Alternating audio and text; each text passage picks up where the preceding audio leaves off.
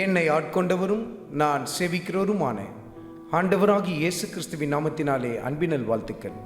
கிறிஸ்து இயேசுவுக்குள் மிகவும் பிரியமான அன்பு சகோதர சகோதரிகளே, யோபுவின் புத்தகத்தில் 20வது அதிகாரத்தில் 20வது வசனத்தின் கடைசி பகுதியை குறித்து கொண்டு தியானித்து பாருங்கள்.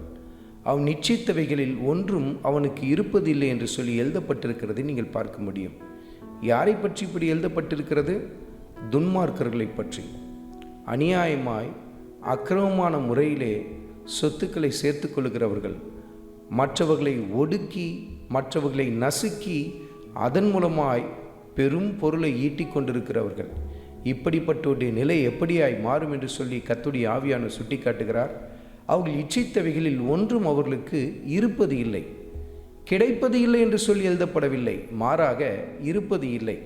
அவங்க இச்சித்தவைகள் எல்லாம் அவங்களுக்கு கிடைக்கும், ஆனால் கடைசியாக ஒன்று கூட அவங்களுக்கு இல்லாத நிலைக்கு நேராக அவங்க தள்ளப்படுவாங்க என்று சொல்லி கர்த்தருடைய ஆவியானவர் சுட்டி காட்டுகிறார். அவர்கள் தங்கள் வாழ்க்கையில் எதையெல்லாம் அநியாயமாய் சேர்த்தார்களோ, எப்படியெல்லாம் மற்றவர்களை ஒடுக்கி மற்றவர்களுடைய காரியங்களை எல்லாம் அபகரித்து கொண்டார்களோ, அவைகள் ஒன்றாகிலும் அவர்களோடு கூட இருப்பது இல்லை என்று சொல்லி கர்த்தருடைய ஆவியானவர் சுட்டி காட்டுகிறார். அருமையான மகனே, அருமையான மகளே, உன்னுடைய வருமானம் கொஞ்சமாக இருக்கிறதோ அதிகமாக இருக்கிறதோ அது முக்கியமல்ல.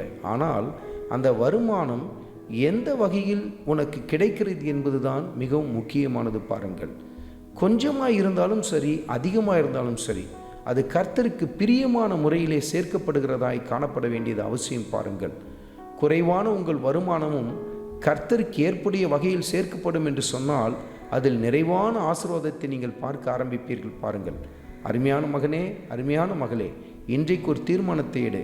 உன் கரங்கள் சுத்தமாகட்டும்.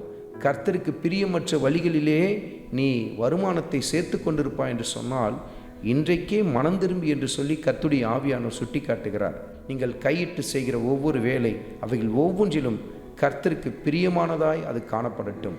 ஆண்டவராகிய இயேசு கிறிஸ்துவின் கிருபை உங்கள் அனைவரோடும் கூட இருப்பதாக. ஆமென்.